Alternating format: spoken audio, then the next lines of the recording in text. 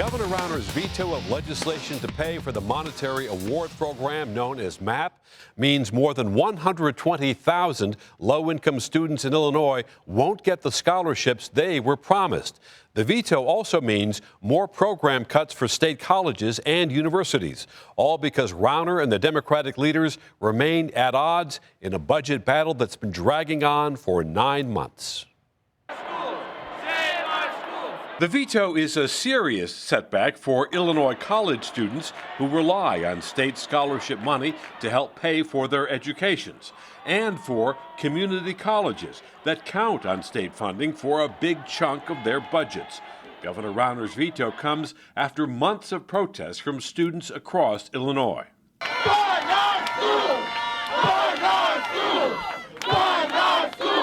Illinois is approaching its 9th month without a budget.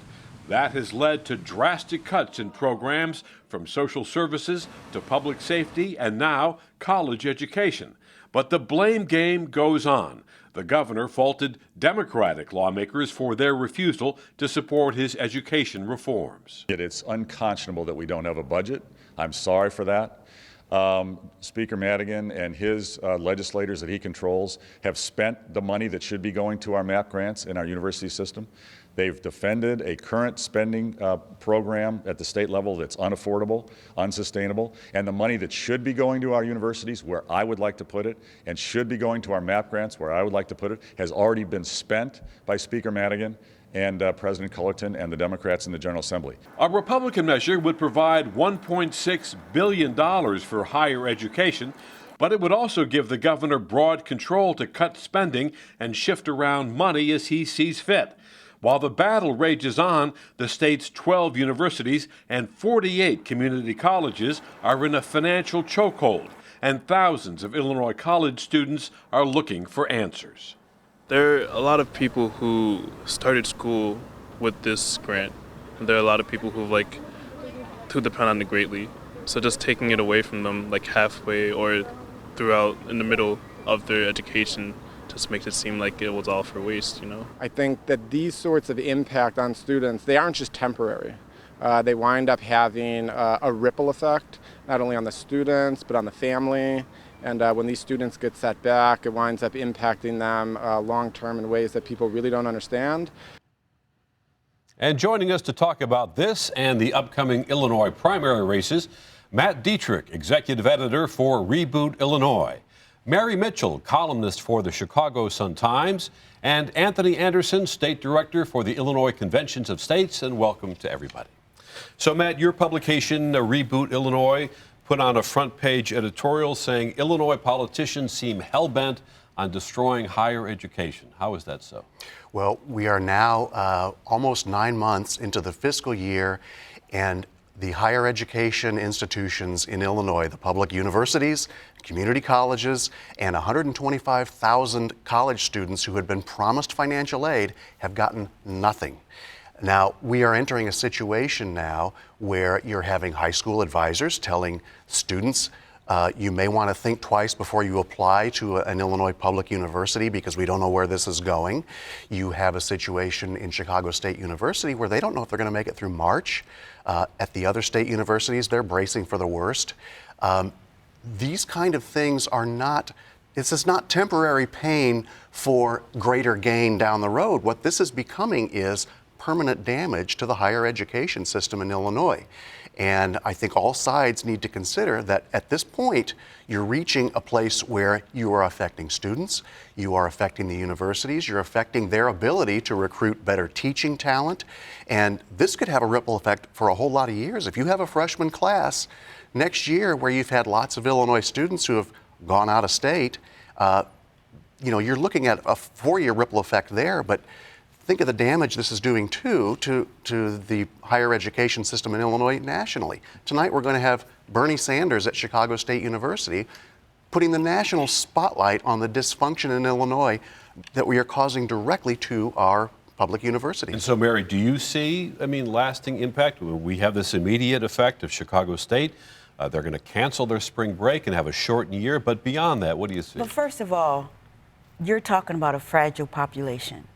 And when we first got into this whole budget fight, the families that were affected were low income or working class people who couldn't get child care. That was devastating. Now we're talking about college students who had very difficult, in a school like Chicago State, these are non-traditional students. These students, some of them are working jobs and trying to raise families and still trying to get an education. That money was important to them. And if they are not able to get grants, and if a school like Chicago State University has to turn away students, have to shut down, that is going to have a long-term effect on not only Chicago State, but in the community that it serves. You heard in the opening segment, Anthony, but Governor Rauner is blaming the Democrats for Well, this. it's unfortunate that the governor has taken the stance of blaming the Democrats in the situation because, as you know, under Article 8, Section 2 of the Constitution of the state of Illinois, it's the governor's responsibility to submit a budget to the General Assembly. He submitted a budget that was almost $3 billion out of whack to begin with. And so it's a little unfortunate that he's being disingenuous as it relates to the budget concerns of the state of Illinois. He has all the right to sit down with the Democrats and come up with some logical conclusion as it relates to this budget. To this date, he has not. It's been since 1818 that we went into a budget year that we haven't had budget for the previous year. So this governor, this sits at his doorstep in regards to this budget deal. But in terms of the college program, and Matt or Mary, if you want to address this, Rauner is saying, look, if you give me the power to make cuts at certain agencies, then I'll release the money for the MAP grants. And he wants a bigger, more comprehensive bill that would give him more latitude. Well, that's not going to. I mean, essentially what he wants to do now is I want to take the legislature completely out of the budgeting process and do it all myself. And what is frustrating to all of us who have observed this is there is room for compromise on something. Rauner's got his reform agenda. We never quite know exactly what items from his reform agenda need to happen before he's going to move. But if he would accept as a victory a version of workers' compensation reform that's not as extreme as the one that he, not to quote Speaker Madigan, who has said that over and over again, if he would accept a version of workers' compensation that maybe doesn't go quite as far as what he wants to do as a victory, that would be an opening point to deciding a budget. He doesn't even acknowledge the reform that would happen under workers' comp in 2011 when we had the original workers' comp reform. He thinks that you guys can go far enough. And another step he wants to go into, he wants to end collective bargaining here in the state of Illinois. Those are some of the things that he wants to do before he even moves from his position. But he's starting from an extreme position to begin with. But here's the problem for me. The problem for me is that a woman can give birth in 9 months. This is ridiculous that we cannot come up, the state of Illinois, with a budget. And I don't care whether we lay it at the Rauner's foot or at Mike Madigan's feet. It's too much ego involved in all of this. Negotiation has to happen. And the fact of the matter is, our elected officials are putting politics above families, above constituents. And as long as they're doing that, and as long as they're allowed to get away with that, then we're going to find ourselves in this mess again. Because I remember very clearly that when Rod Blagojevich, former governor, was in office, it was still a battle with Mike Madigan. It was still a battle with the Assembly. And they were all Democrats. We couldn't figure out why are all these Democrats fighting. So I think it's just a lack of negotiation and an unwillingness to compromise. And in the meantime, these college students are kind of caught in the middle. Well, and that's the problem. And I think what we've got here now and I think it's more on the part of the governor here, is you almost have this mentality that we need to destroy the village to save it. We need to enact the most stringent workers' compensation reform that we can. We need to impose collective bargaining restrictions.